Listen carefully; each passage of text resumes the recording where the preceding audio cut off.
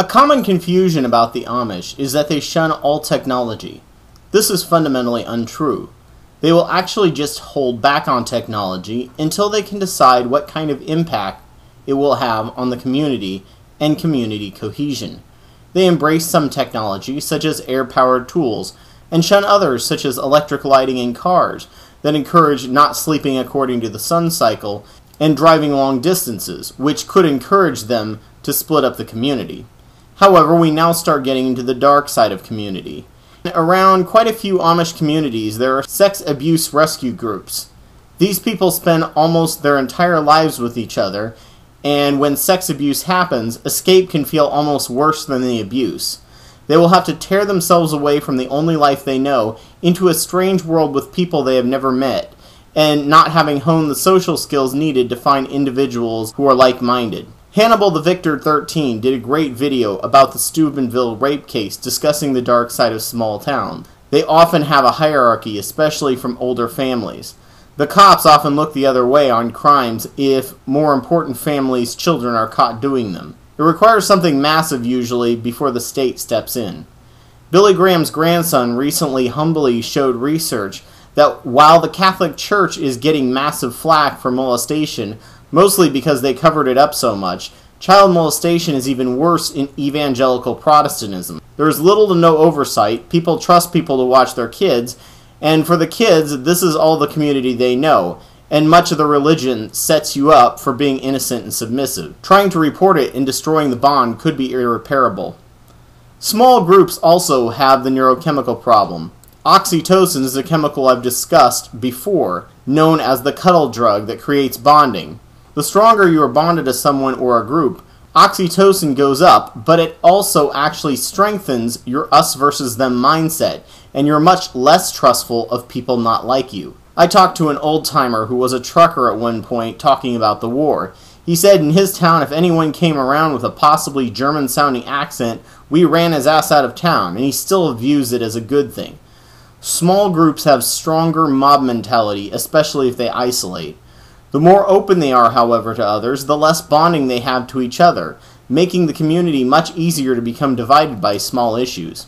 We see the way the world and government are as static, but we fail to realize that we're in a crazy transition time. Technology is dictating how we socialize, and will continue to do so.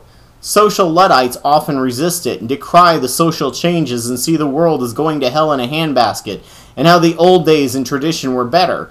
But our morals and values adapt, making things even better in the long run. We evolved as hunter-gatherer semi-nomads in defined territories where we had low trust of people not in our tribes. Then agriculture came along and the impact was crazy. We could fit more people on less land. We could divide labor instead of doing everything for ourselves, allowing us as a group to do things we never imagined. We could also amass large armies and attack and subjugate people we didn't like and could steal from them. Transportation and the internet came, opening us up to the people we didn't know and didn't like, and science allowed us to realize just how similar we all are. Our social contract with the community changed and we less tightly bonded and accepted others more. We became even more and more interdependent on strangers, and we did great evil and great good due to shared watered-down responsibility from long chains of supply and demand. With a changed social contract, the role of the government had to change to do what the community used to do, and people are still resisting that, even though the need left caused by invention of mass transit is very great. And because of scale, the cost and efficiency is actually less, and more expanded with government than a community could do in the long run, even with the short-run corruption and waste. If a government was pushed by voters, it could also fund science and large research projects that could potentially completely upend the current system of government and community entirely, the way mass transit and agriculture has. We are also beginning to question as a planet if nations should fight and kill each other for resources, and if the role of government is to shift from the role of warrior and enforcer to the role of protector of people from harm and want and the protector of the environment. In ancient times, protection by a strong kingdom was often more important and practical than freedom, and without that protection, death was almost certain for individual communities. Through the decline of the war in the 1900s, it's estimated that by 2050, ignoring impacts by climate change, Thanks to worldwide education and infrastructure and trade, there is estimated to be 1 to 0 armed conflicts in the entire world, as people are trained to police themselves and think for themselves more, and poverty doesn't drive them to desperation. We all emotionally desire to go back to the hunter-gatherer community. Many feel isolated and want to go backwards. Much of this was caused because we were raised with the old model and weren't prepared for the new model and struggled to adapt late. Some try to restore or create new communities, which can work to impact local and national political change, but the closeness and bonding is never there. Some try to engineer isolated communities. Nearly all planned communities have failed, especially intellectual ones, as the members have too much individuality. Education and individuality are the bane of communities. 50% of all marriages don't last between two people. How can a group of people with dissimilar interests, views, and beliefs last? There are many disadvantages to this modern way of living, but also many, many more wonderful advantages. Hence why we haven't burned all our cars and gone back to live like the Amish. The individuality we have is now amazing. The ability to meet people who are so different yet very alike to us is wonderful. We're now questioning long-held beliefs never questioned by the majority of people, because we aren't asking, how will it affect my small community? We're asking, is it fair and does it harm anyone? These are the foundations of the liberal and social libertarian morality, according to a TED Talk by Jonathan Haidt, linked below. Conservatives have a much less freeing basis for their morality and base it on the old small-town community mindset, hearkening to tradition, while we hearken to facts and evidence and hunt them down.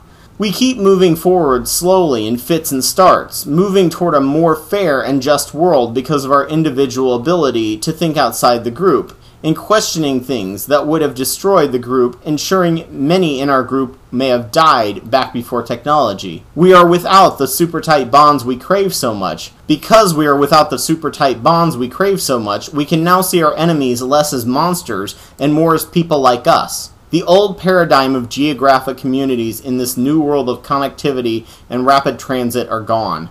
Perhaps in the future, with robots doing manual labor, new labor laws, and shifting values, part of people's jobs will be to bond with their local community. With open source femto and atto level replicators, scarcity might be obliterated, upending the entirety of economic and social contract with our government, creating a new era of community reliance back to the hunter-gatherer days.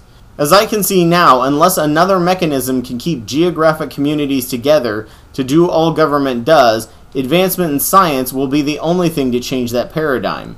So keep pressure on your government to end war, educate, and move us scientifically forward. Please be sure to rate, share, and subscribe. Also, please check out my WordPress blog, which contains material that was not included in this video, as well as preview scripts to future videos. I will be posting my WordPress blogs on Twitter and Google+, so be sure to follow me on one of those places. Thank you.